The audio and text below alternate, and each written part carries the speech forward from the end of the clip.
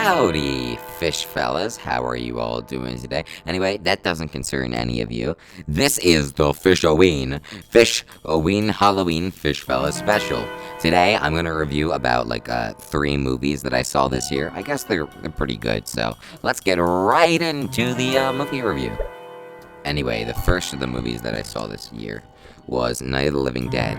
Night of the Living Dead is a classic zombie movie that follows a group of warrior survivors during the zombie apocalypse who take shelter in a farmhouse in PA. So anyway, when this movie starts off, there's like this lady, and I completely forget her name, but she's with like her brother, and they're playing respects to their dad or some nonsense, I don't know. Anyway, the brother's like, hey, I want candy. And the lady's like, hey, you don't have any candy. Why do you want the candy? And we don't have any. And then the guy gets like a bit agitated, and then he like messes with her, and then she goes dead. I mean, he goes dead. He gets bitten by this one guy. So anyway, the lady goes into like this farmhouse or some nonsense. But she gets pretty annoying through the movie.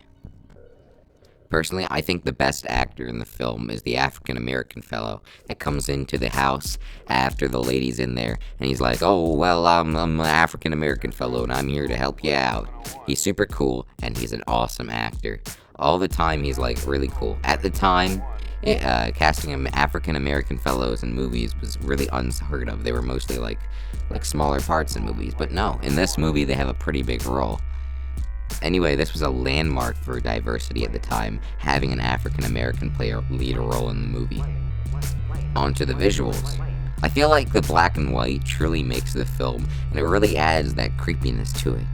Personally, I wouldn't want to see it in color because it's too colorful. I mean, I guess there's blood. I haven't seen the movie in color, but personally, I don't think it would be a cool movie to see in color.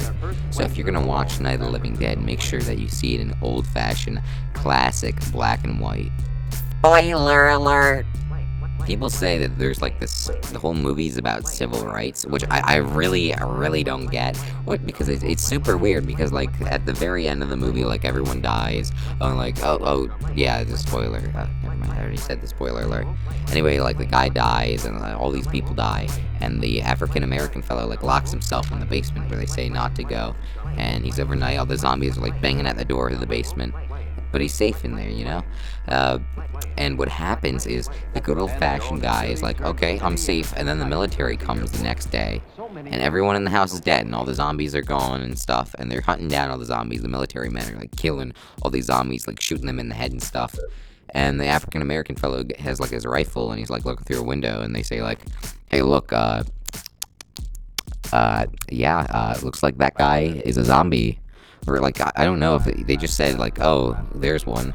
I don't know if they were thinking that he was a zombie. Anyway, they like shoot him in the head. People say that's civil rights. It's movies about the whole movie's about civil rights because they shot an African-American fellow in the head. I mean, what? Like, didn't they just think he was a zombie, or maybe they thought he was gonna shoot him? I don't know.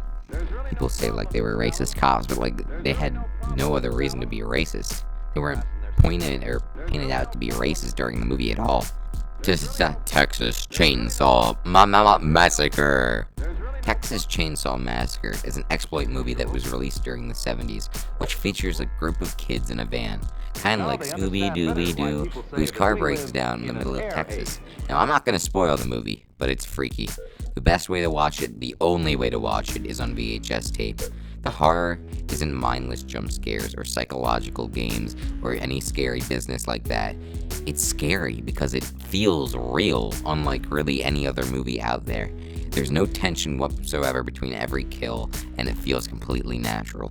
It is unlike any horror movie ever made. I highly recommend you go check it out.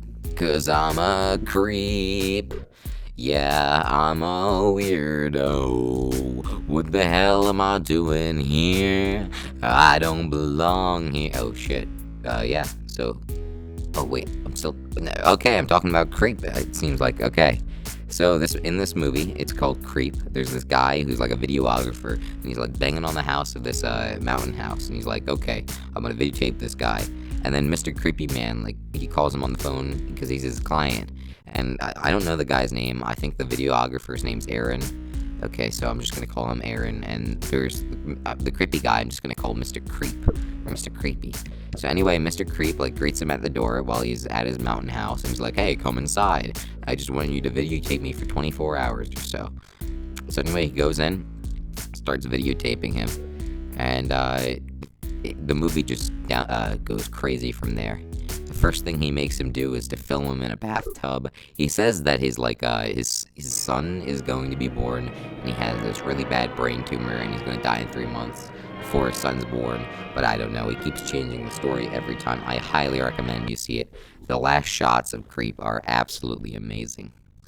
So anyway, guys, this was the Fish Fellas special. So I think we did pretty well after not being here for like 3 months. So that's gonna be actually 4 months. I don't know. What's that? What the fuck is that knocking? What the hell? I'm right here, you bitch. Hey, what? What the hell? What? I'm right here. I'm gonna get you.